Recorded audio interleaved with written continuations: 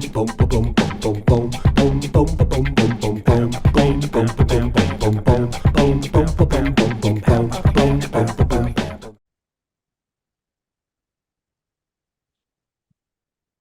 everybody. Welcome back. It's been a while since we've talked. It's been a while since we put any content out. I know Mike and I have been crazy busy with all the amazing things that are happening in work-based learning in both of our states, both of our districts. But you are a priority. So we have put together and been working on a new series that we're going to bring to you. It's been something that I've been going through personally with my district, and Mike has been exposed to a lot of content.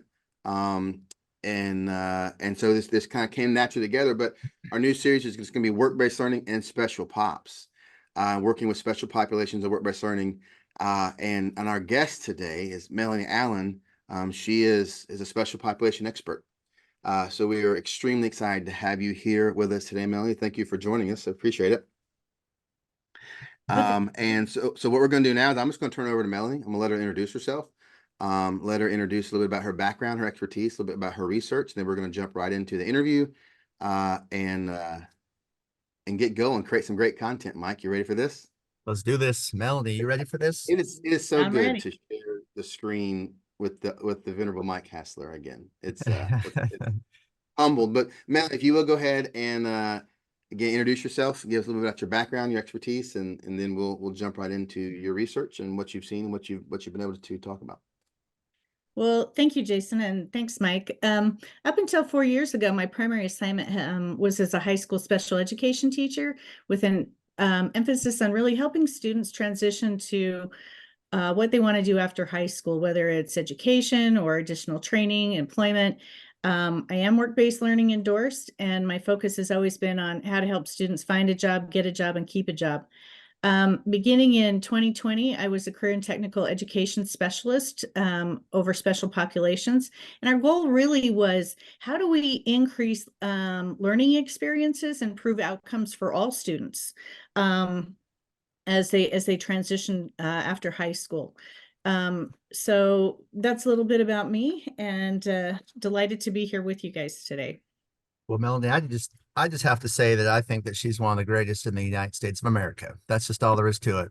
And one of the areas that I've really been trying to give a lot more focus to right now and recently is really, how do we understand how to connect students that might have a learning disability, but they've got a super high potential, and they've got all these, great qualities.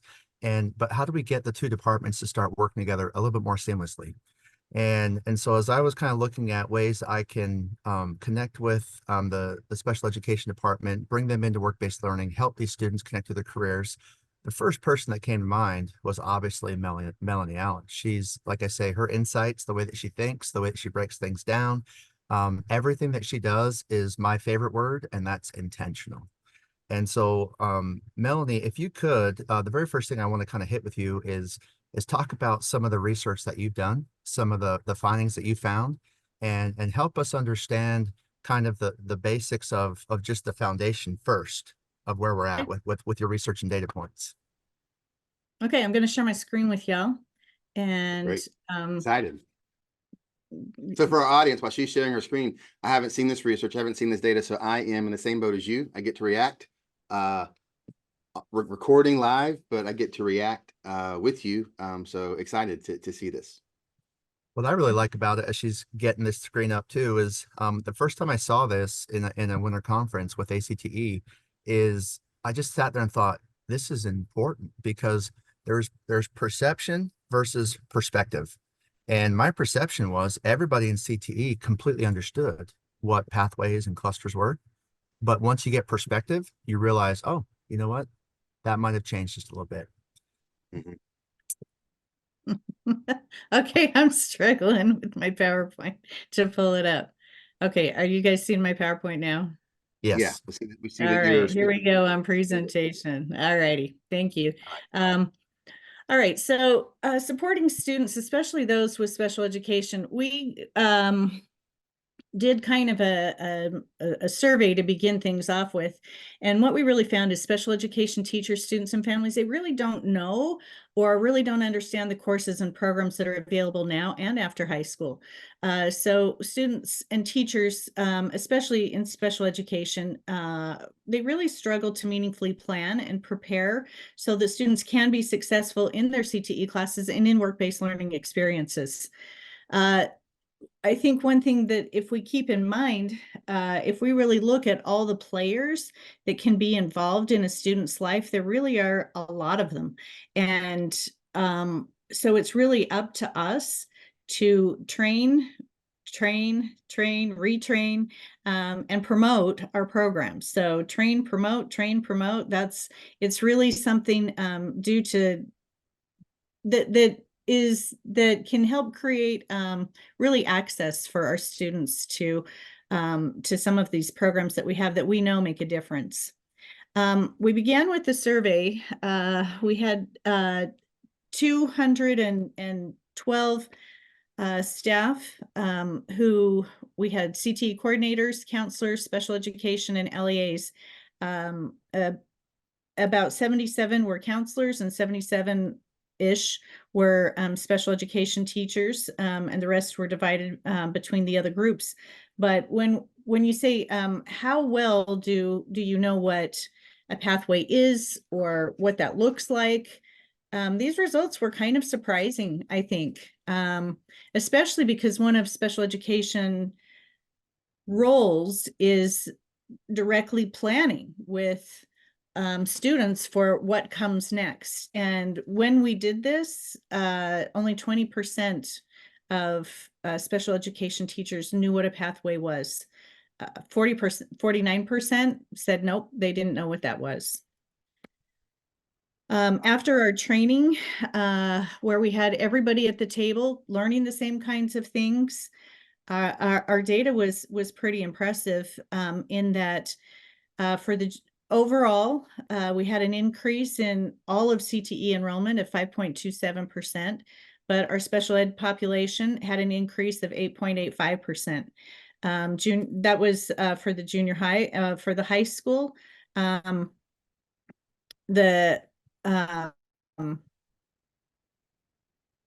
sorry, and the high schools, they had a 12.53%.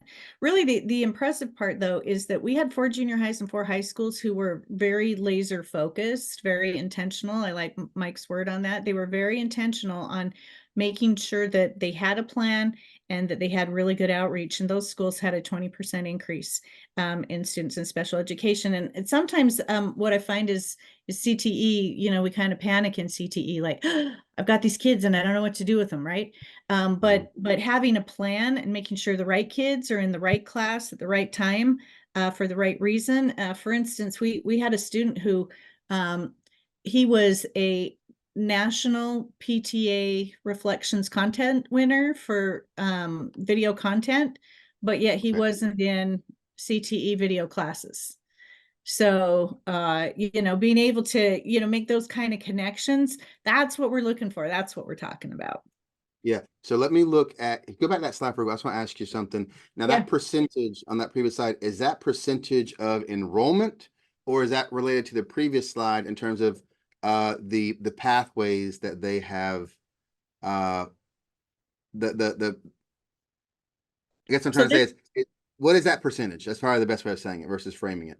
So this is the percentage of increase of special education students in CTE classes. So there was an increase over all of CTE of 5.27, but in junior high, the increase was 8.85%, and in high school it was 12.53%. So if you're looking at the numbers, that's what that awesome. looks like. Yeah, that's great. After one training?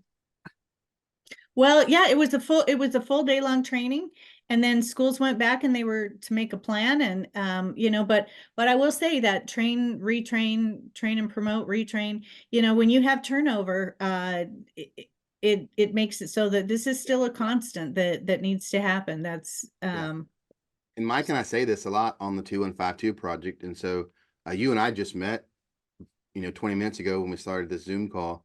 But Mike and I always say the biggest obstacle to bringing a new product to market or a new idea or something that people aren't aware of is education. Like if I'm producing a toothbrush, I've got before you're going to buy my toothbrush, I've got to tell you why my toothbrush is better than your current toothbrush. Yeah. And so after one training, you have kind of created advocates for including special education students in work-based learning. That's pretty substantial. I mean, I'm impressed. Congratulations. Go ahead, Mike. I'm sorry, you had a Well, question. the reason I really love when I saw these two slides is, especially in our district right now, currently, we have a lot of students who have kind of found the online, option. And as good as that can be, it does take them out of that CTE classroom, right?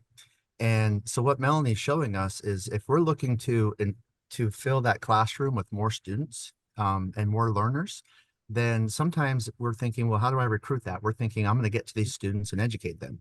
And what she's shown us is if you actually will step back and look at the adults that are, over all these departments that she showed us, and we educate them, that had a natural effect of increasing CTE enrollment across the board. And so if you're looking to bring in an extra 12% of students, then go educate your special education department. I just thought to myself, that is such a good recruiting expertise that she really helped us understand. Thank you, And Melanie, for that. we'll talk a little bit later. I mean, I think, and Melanie, I am not a special education educator. I'm general ed and CTE. Right. But isn't it required that these students have a transition plan when they Yes, graduate? So we'll absolutely. talk about that. I think that's what I thought. So we'll talk about that when I get to our questions down the road. So go ahead. Sorry for bothering you and interrupting you, but thank you. No, in fact, I think this leads perfectly into the next part that that we can talk about, which is how do we really support students and how do we support each other across the board, right? So that we're making these connections. So I'm going to talk just for a minute about ways that CTE counselors and I say special education, but this wasn't just limited to special education. That's mostly though what we showed our data on, and the main reason for that is because special ed got really excited about this and they went out and got a grant, and that's how we were able to do the training across to everybody. I'm going to talk about in-school field trips, site-based field trips, and virtual field trips. And a lot of times we think, oh, well, I already do that, right? I already do that. But by just making a few tweaks or adjustments, we can really take it to a pretty meaningful level. I'm going to talk about our site-based field trip. We did this in conjunction with the Counselor Data Project, which means what you do is you target students who might be most in need. In our case, there were 33 students that were selected either because they had an IEP or because they were an English language learner.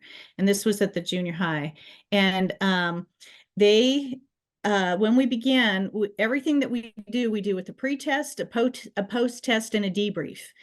So that helps us really see, did we make a difference, and who do we need to continue to make a difference with?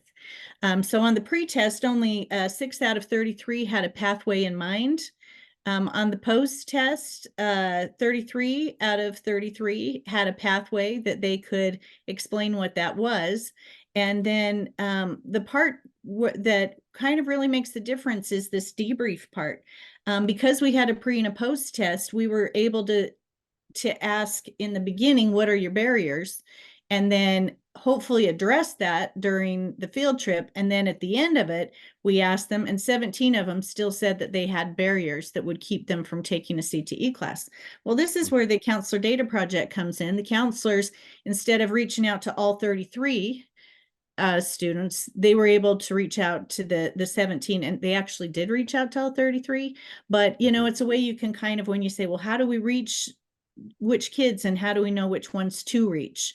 They were able to do that. So I don't know if I'm moving my gallery just so that you can see that, but You're good with that. That's taken care of here. But so now to be clear with this, your pre-test and post-test, but your intervention was administrating U science to these students. Is that was your intervention? No, this one was an actual field trip to Oh, the field trip. Excuse me. yep, Okay. this was a specific, like a field trip to see Technical college. yep, to see, yeah. Okay. Thank you. This was a virtual field trip that we did. A virtual field trip, basically, we had a lot of students that could do concurrent enrollment classes, right? If they knew that they could connect with disability services and have like their books read aloud, or, you know, some things like that. One of our data had showed that we needed more students in our concurrent enrollment classes.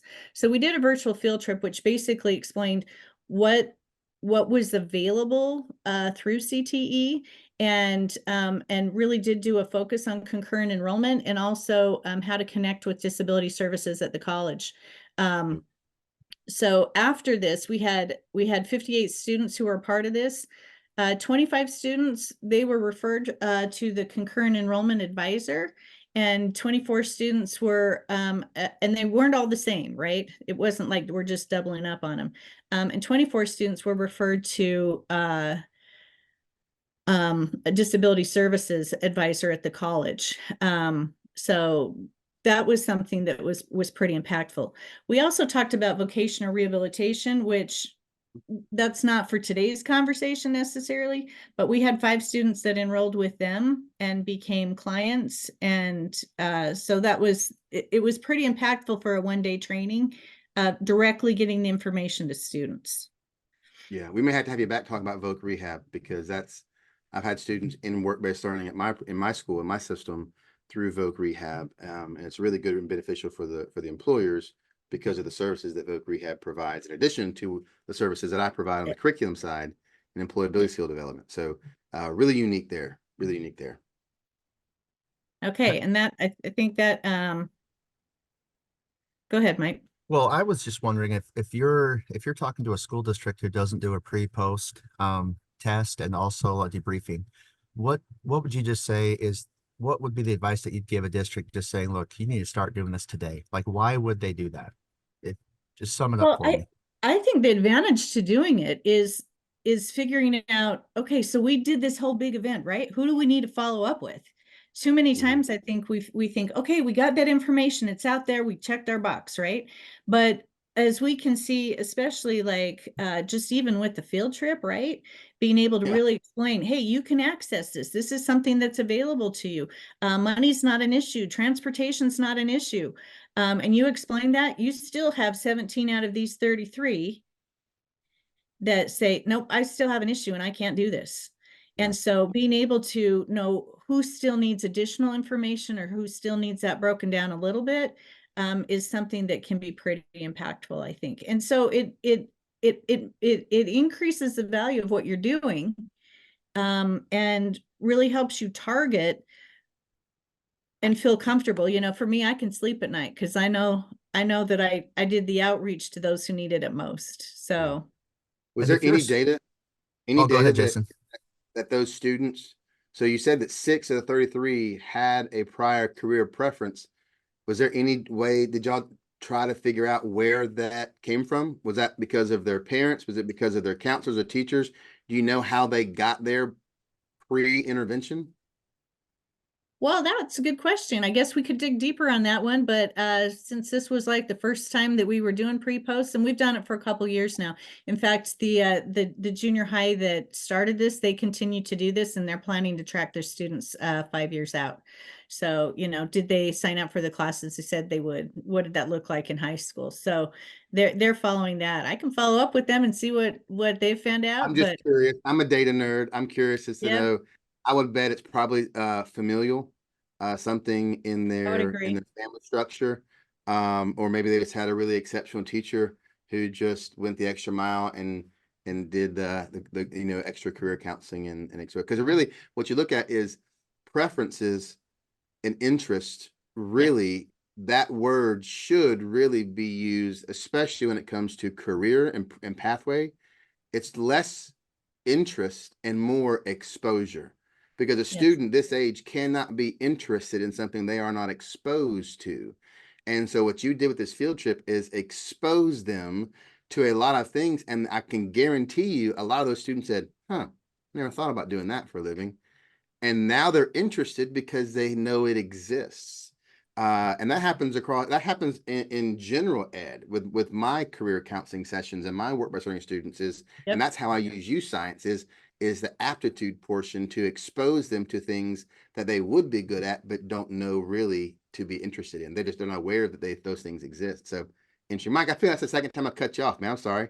We No, keep talking at the same time. you are good. I was just kind of thinking from a process standpoint, because that's kind of where my brain goes a lot, is we're looking here at counseling, we're looking at special education, we're looking at work-based learning, and we're looking at CTE. And as this project kind of unrolled or rolled out and you guys were working on it, who was the person, like what department actually did this pre-post assessment? Well, okay, so the whole reason that the job that I had for 3 years came about was because of our comprehensive local needs assessment that's done, that is required by CTE. And the information that came up said, hey, we have a problem with special populations.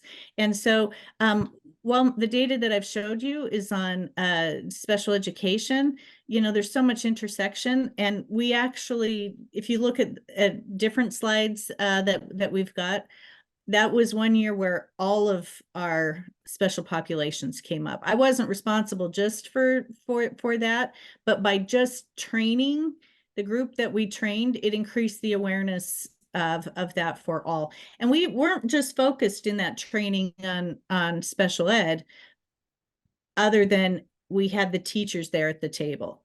And that was helpful there. I think actually, and that really helps special ed figure out too, like, how do we involve, if you guys don't mind me moving to this, how do we involve CTE and how important is that? You know, what do you guys, what can we really help a student with your expertise, maybe during an IEP meeting? And how can we really make that planning relevant? So I think with work-based learning, when I talk to our work-based learning coordinators, and I've worked with them for over 10 years, they have no problem placing students who have skills and certifications, right? No, They're able I to don't. do that. But if a student doesn't have skills, if they don't have certifications, they are not so sure, you know, how do we make this work? And is this going to be successful? And so that's something, though, that we can really plan for, and we can really put some things in place if we take the time to do that.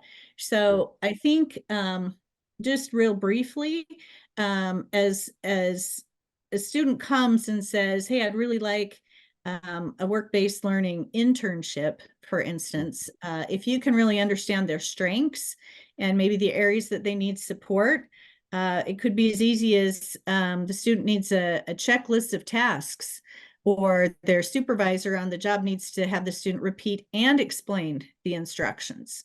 You know, something as simple as that is something that can really make a work site really successful.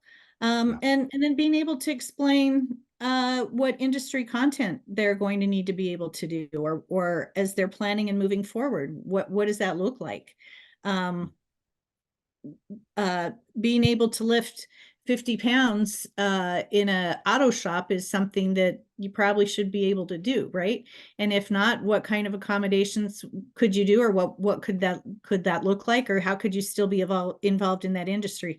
And that's where CTE really, you know, you guys know, what's there, and that's so valuable. Just a quick reminder that confidentiality and disability information, it's got to be protected at all times. Staff, only the student can disclose, right? Yes. So that's why we really need to focus on their strengths. And I agree with you, Jason. Youth science is one way that we can really do that. But to get to just before we move to that, to have a student really be able to be successful on their certifications, their industry ones, they can receive accommodations. And this to me is somewhat new. And so I figure if it's new to me as somebody who's fairly active in our field, right?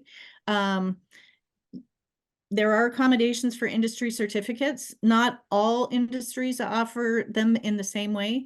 Okay. But there are links right here for at least if you happen to live in Utah of, Yeah. of how you can do that. And once you've been approved for the accommodations, at least in the state of Utah, regardless of the industry test, those will be available to you on any industry test that you take, any CTE industry test that you take. So being able Is that to just link in up with Utah? that is important. What?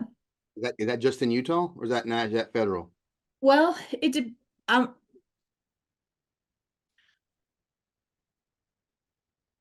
I'm going to give you the classic "it depends" answer. Okay, Uh, that's it. I like yeah, those. yeah. That gives, So it gives you some wiggle room. yeah, I happen to know that all of the industry testing is done through one company in the state of Utah, and they're connected with UScience actually.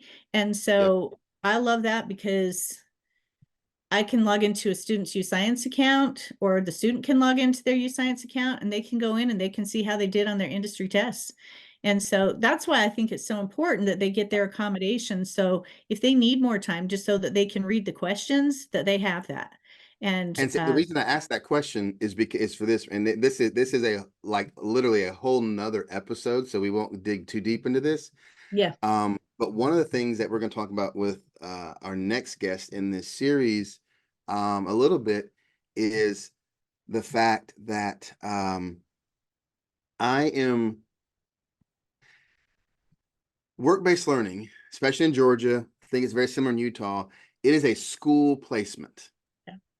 Mhm. But I am leveraging private sector laboratories for public consumption. So quite often, or not quite often, I cannot force an employer to meet the students' accommodations in the workplace because IEPs and 504s don't apply outside of education unless they're strictly tied to IDEA and ADA. So I just, this is a really unique topic. And I think that if we don't sound the horn on this, Melanie, like there's going to be some people who aren't, if they're not prepared for this, like the accommodations and modifications and how those translate to the private sector and employment, there's going to be some people who start getting sued over this and potentially losing certifications because I have to meet their accommodations and modifications in the classroom setting.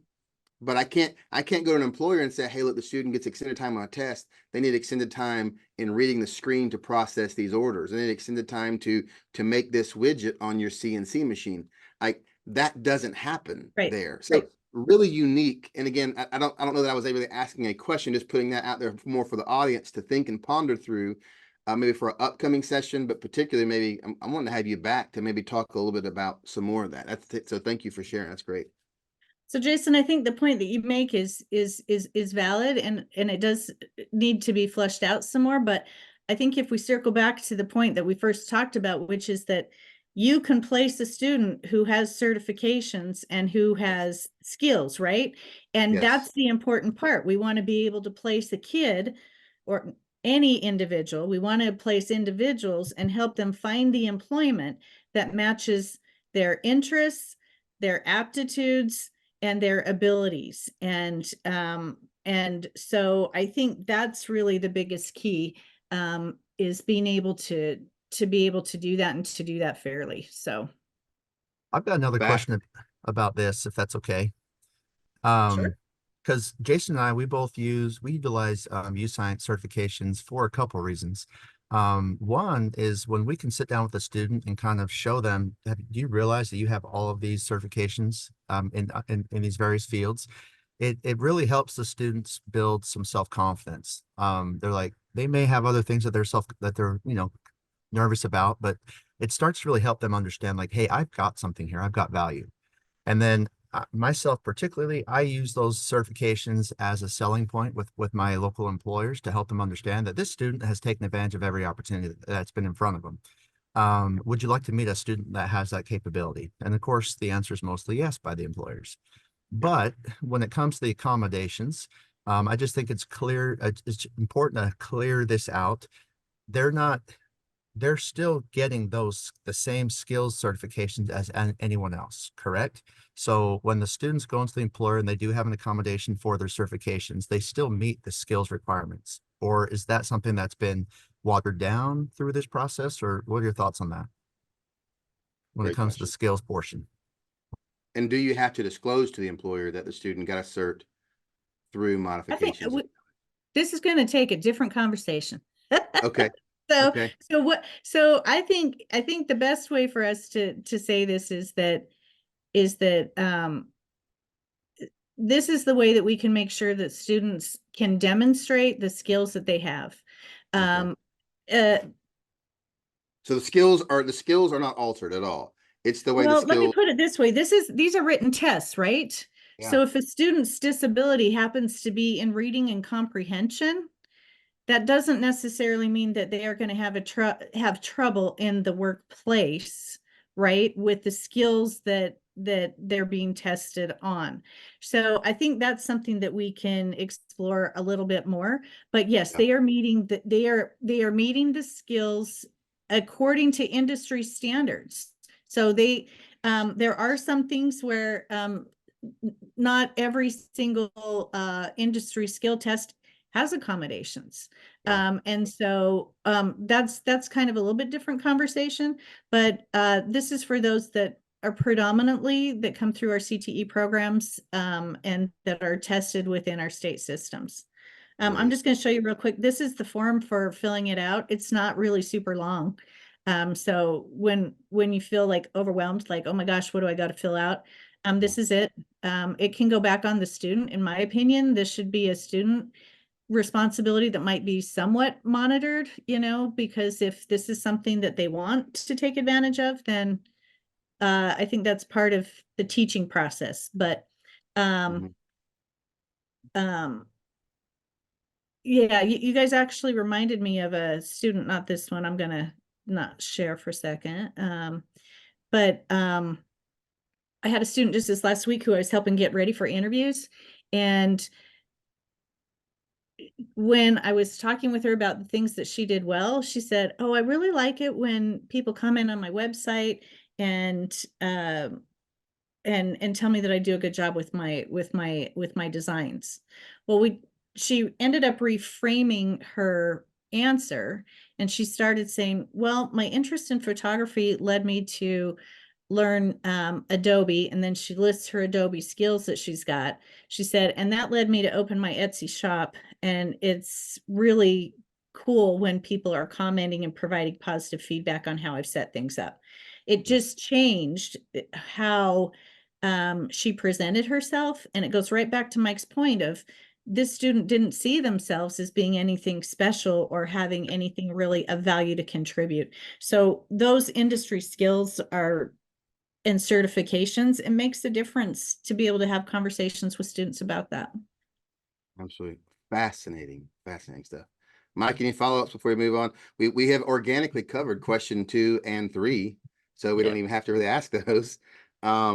Anything that you want to, any follow-up before we go on to question 4 and us letting us getting Melanie's input on some things that we're doing in my system. No, in fact, I can't wait for this final question and this final, thing, because this is something that Jason has introduced to me. And it's something that as I turned around and I said, can we do this in Utah?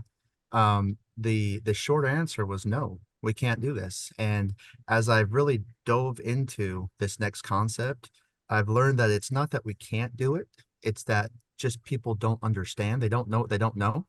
And Mhm. Jason, tell the world what I'm talking about. Well, so I'll start off with something like easing our way into that. So something right before that is, Melanie, you mentioned and you showed in the graph, you talked about this transition plan, and that's what we're going to talk about here. But one of the things I like to do just for students in my class, not where I'm really even focused on their IEP or anything like that, but and it goes back again, that last slide, you mentioned specifically that as work-based learning practitioners, we cannot disclose IEP accommodations and modifications. So what we really do, or at least to the employer. So what we really do is we are putting these high school students in a really unique and precarious and often very uncomfortable position where they either have to choose to self-disclose and risk maybe not getting the job, or they do not disclose and get the job, but risk not getting their accommodations and modifications. And that's a pretty uncomfortable thing to have a 16, 17, 18-year-old student do unless they've been trained, Melanie, Yep. to self-advocate. And that's one of the Yep. things I love to do is to teach my students, and how I use science is to teach them how to advocate their skills. If there is a special ed practitioner listening right now, I'm looking directly into the camera. If you are watching or listening, the describing you, I think they just renamed it. I think it's called like, what's it called now? What it's the describing you section is now called something different, like discussions or something. It used to be the describing you section in use science. It's called something else now, but it looks the same. And it's the same content. That is the best tool available to teaching students how to self-advocate, because it gives them keywords that are descriptors across all their domains. It gives them key phrases so they can talk about their workplace, talk about their time frame orientation, talk about their inductive reasoning, their pattern recognition. It literally gives them phrases that they can memorize. And so I would like to tell my students, hey, if you're going into an interview, and this is not just special students, this is regular students, if you're going into an interview, memorize 3 of these things. And if the conversation ever lulls, bring them up. Make sure you highlight these 3 things. Find some way to work those into your interview. And using those with special ed students, Melanie, is a phenomenal way to teach them how to self-advocate with their skills, but also teach them how to go and say, look, these are my skills, but I do need some accommodations and modifications here. And once the student brings that up, now I can go and I can converse and I can be their liaison. So that's one thing that I want to make sure everybody understands. Make sure your students in work-based learning who are special education, make sure you teach them how to self-advocate and self-disclose, because if not, we are putting them in a very uncomfortable and precarious position to choose, do I get my accommodations and self-disclose, but in doing so and risk maybe not getting that job, or do I keep it a secret and get the job, but no, I'm not going to get my accommodations? That's tough for an adult to do, let alone a 16, 17-year-old. All right, now on to Mike's point. So here's what we've been doing, Melanie, and I want your feedback on this. I just recently did a training with the youth science, or with the special ed department at my high school, and walked them through youth science and walked them through how that could be beneficial to them. So this is the apex person over special ed at the high school, all the way down to the inclusion teachers, the paraprofessionals, case managers. And so some of the things that we're doing that I think, and I won't say they're unique, I'm sure other people are doing them, but they're unique to us this year, is in Georgia, we have to have a training plan. So when I release a student from school to go to work, let's say they're going to a welding fabrication facility, right? When I release a student to do that, I have to get with that employer or get some paper signed by that employer, and the employer lists things that that student does. Boom, boom, boom, boom, boom. So let's just say they give me 10 things that student does at work. That becomes their training plan. Well, I have come up with a handful of not generic, but general things that I've given all special ed students or all special ed teachers, that they can sit down with that student, pick some of those custom statements. And if I had thought about it, I'd have these available for us.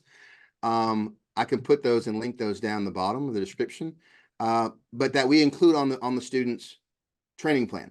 So the student gets the training plan modules or items from their employer, but then the case manager and the teacher and the student look at my list of 4 or 5 things and say, I want to work on this. And then I add that to their training plan. So it becomes an evaluative metric on their evaluations when I go visit the employer. So that's one thing that we do. I love. But when you look at the youth science assessment, as I was talking and training with these special education practitioners,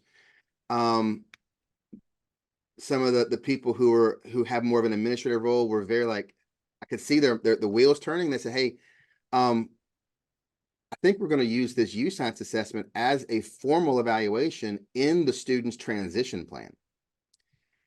And so think about that. You mentioned, going back to the beginning of your presentation, that students sometimes struggle to meet. I wrote this down. You said struggle to meaningly prepare and plan for the future.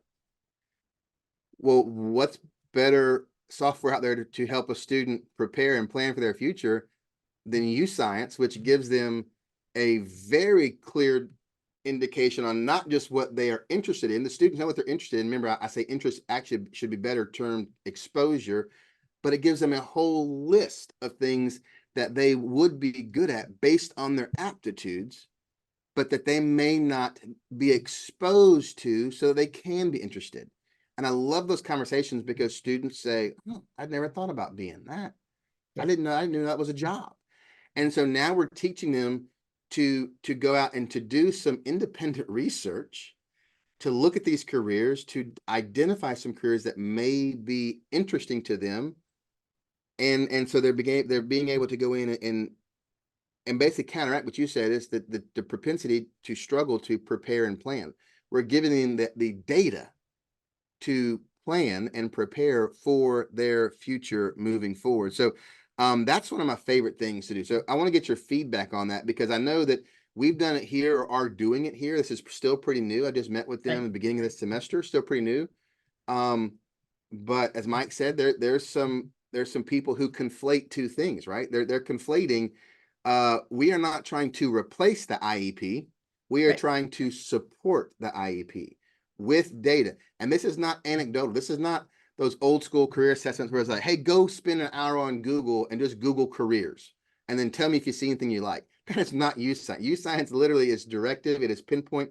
It is not anecdotal. It is driven by data and the science of the individual student. So what are your thoughts on that? How would you, do you like that practice? Should we amend it? Should we add something to it? And two, what would you tell the naysayers who say, no, we can't mix a commercial assessment with an IEP? Well, I want to follow up with you because that way then I don't have to totally reinvent everything that we're in the process of doing. Yes, we'll share resources. We are looking at, yep, we're looking at doing trainings beginning this summer and throughout next year to find ways to make sure that that this really is broken down in a meaningful way and that teachers are able to do that. Meaning use science. How do we use it? What does that look like? And how can we best leverage that? The really nice part I think about use science is back in one of those first slides when we look at that use science did that shows all the different stakeholders is that if you have a use science account and you're attached to that student, you can help look at that with the student and the student can pull it up themselves, right? And we've found this year and we've been piloting it a little bit with small pockets, meaning of students. It's that resume section, like as you help a student with their resume and you tap into from the ECP, the ACP, Education and Career Planning, 100%. Yep. Absolutely. We're using that also with special ed students. Yep, that piece aligns so well with the transition plan. Those are the two pieces that we're looking at if a student can have that piece and bring that piece to the table as they're doing their IEP plan, then they can do something that Mike suggested and that he would like to see. He says, I'd like to see the student running their own IEP. I'd like to have them talking about that. So that is actually something that we're exploring on. How do we get there? How do we make that meaningful and relevant? And what will that actually look like? So absolutely. I think that piece from use science aligns perfectly with it, with transition planning. So yeah, that's awesome. And so, but is there a conflict? I guess that's the question what would you say to the naysayers who say we can't do that? Like, is there a reason why? Is there a legal compliance why you couldn't do that? I don't think so. Our people here don't think so. We've designed it to be more of a facilitative metric, not a replacing the IEP, because again, legally you can't replace anything. But I mean, like, think about it this way. Like, I mean, like if you go in, I was just kind of brainstorming with some of the teachers after that training, and I was like, why would you not print out the counselor summary report and put it in every student's IEP file? Why would you not print out the student summary report and give it to the student and say, look at this? Again, we're talking about some reports from the use science software. Why would you not do that? Why, like, I don't know why you wouldn't. It is amazing data. We in Georgia have to have use science We have a state contract, and it's part of our what they call bridge bill compliance. So we have to have it. So if the data exists, why not use it to better prepare our students to go into the workforce, to make that training plan more robust and less, I'll do this and pick it. Like they could actually have a plan. I mean, it fascinates me to some of the opposition that you get to working with students in special pops and then using this data to actually prepare them to do it, and to make a lot of the special ed teachers' jobs a little bit easier because you've got that data. You're not having to create stuff. It's there. So I think if we circle back to what we said in the beginning, and maybe we add another word to it where we said train, promote, if we add the word plan, train, promote, plan, train, promote, plan, I think it comes back to like what you were saying too with the toothbrush. We've got to educate. And things have to be easy, right? And I think it takes a little bit of time with you, science, to figure out how easy it makes your life. And really working across departments to make that happen is the piece where I think is really where we can leverage that and really Yeah. create those positive outcomes.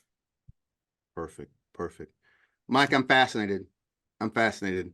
Got so many ideas. I know I don't want to make this a 2-hour episode. Obviously, we need to trim it up, but I am absolutely fascinated. Yeah. Any follow-up, Mike?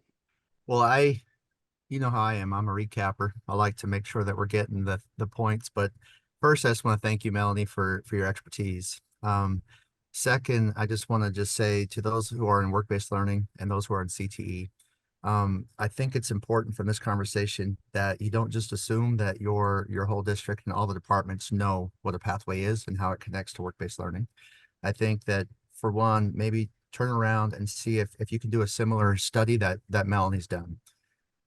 Because you're going to find that you can increase your enrollment by understanding where your adult, performers are at.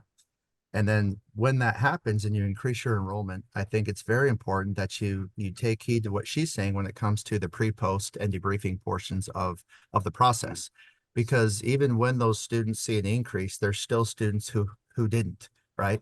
And so Melanie pointed out that that's something that that now we know where to focus. And then from there, it's understanding that, we can help these students receive accommodations to receive their certifications, but that certification it's not watered down their value at the work site. And then lastly, the thing that I think is important is, like I said, when I started talking about utilizing the U-Science aptitude test, and combining that with, things of the IEP when it comes to the transition plan, I was told you can't do that. And it's not that we can't do it, it's that we don't understand what that looks like.